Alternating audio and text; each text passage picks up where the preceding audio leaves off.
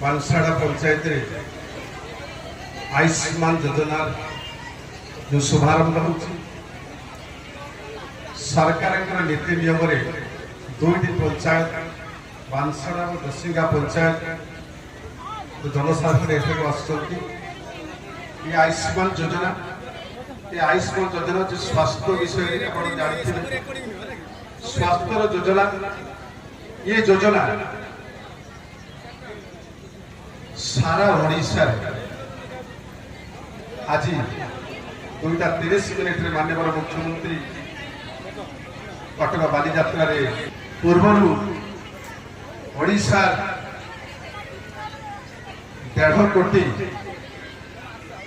जनसाधारण स्वास्थ्य कार्ड कर बढ़ई 3 कोटी 46 लाख सदस्य को स्वास्थ्य कार्ड व्यवस्था कर आज जो मंच ये मंच जो मानक दिज्व स्वास्थ्य कार्ड प्रत्येक वार्ड गोसिंगा बांसड़ा और धामरार केतोटी गाँव में दिज्व या परे